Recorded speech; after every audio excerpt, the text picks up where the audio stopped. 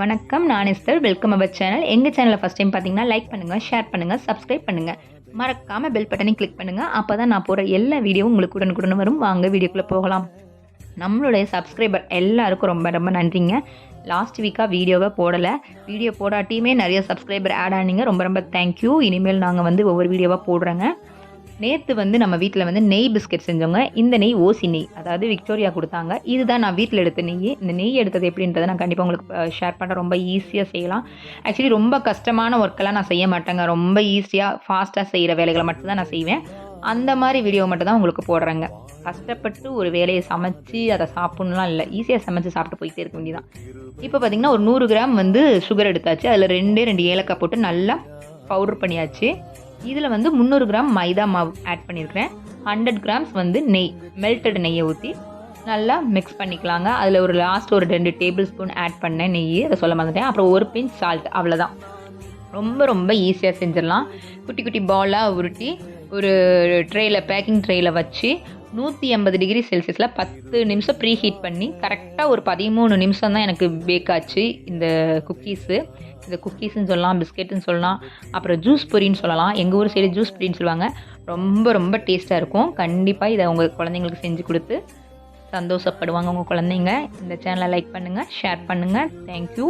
இப்போ ஒரு குட்டி மாரல் ஸ்டோரினே சொல்லலாம். எப்படின்னு பார்த்தீங்கன்னா, சாஸ்திரிகள் ரொம்ப குள்ளமாக இருப்பாராமா. அப்போ அவரை பார்த்து ஒரு பெரிய தலைவர் கேட்டாராமா, சாஸ்திரி, நீங்கள் பெரிய பெரிய கம்யூனிகேஷன் மீட்டிங்க்கு அந்த மாதிரி பெரிய பெரிய மீட்டிங் போகும்போது நீங்கள் பேசும்போது எப்படி நீங்கள் மற்ற தலைவர்களை பார்த்து பேசும்போது உங்களுக்கு கஷ்டமாக இருக்காதா அப்படின்னாராமா. அப்போ அவர், நான் ஏன் கஷ்டப்படணும்? யார் எவ்வளோ பெரிய தலைவராக இருந்தாலும், சின்னவரோ பெரியவர் யாராக இருந்தாலும் தலையை குனிஞ்சு தாங்க என்கிட்ட பேசணும். ஏன்னா நான் குள்ளமாக இருக்கிறதுனால அவங்க ஹைட்டாக இருந்தாலும் குனிஞ்சு தான் என்கிட்ட பேசணும். ஸோ அதை பற்றி எனக்கு கவலை இல்லைன்னாராம். ஆப்ரஹாம் லிங்கன் கேள்விப்பட்டிருக்கீங்களா? அவர் அமெரிக்காவோட அதிபராக இருந்தவர்.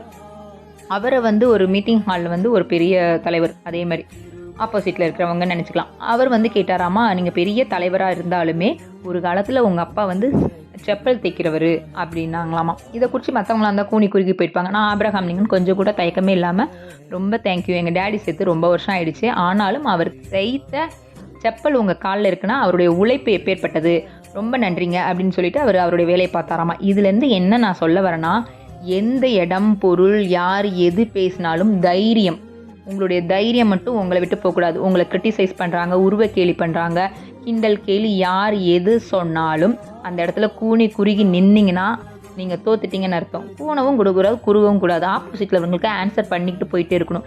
நீங்கள் பதில் சொல்லிட்டீங்கன்னா கண்டிப்பாக அடுத்த கட்டம் அவங்க ரியாக்ட் பண்ணவே மாட்டாங்க. நீங்கள் பதில் சொல்லாத பட்சத்தில் வேறு ஏதாவது ஒரு இடத்துல உங்களை பார்த்தாங்கனாலும் கண்டிப்பாக அதே கேள்வியை உங்கள்கிட்ட கேட்பாங்க.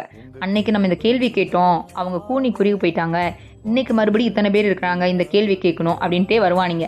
ஸோ அடுத்தவன் பேசிக்கிட்டே இருக்கிறதுக்கு நம்ம வாய்ப்பு கொடுக்கக்கூடாது, ஆன்சர் பண்ணணும், தைரியமாக இருக்கணும். இந்த காலத்தில் நம்மளுடைய பிறப்பு ஒரே ஒரு டைம் தான். அதனால் தைரியமாக இருந்து சந்தோஷமாக வாழ்ந்து இந்த மாதிரி குட்டி குட்டி குக்கீஸ்லாம் செஞ்சு சாப்பிட்டு என்ஜாய் பண்ணுங்கள். இது மகிழுக்கு நான் பேக் பண்ணேன். மகிழ் ஊருக்கு கிளம்பிட்டாரு. கண்டிப்பாக இன்னொரு வீடியோ நான் போடுறேங்க. தேங்க்யூ.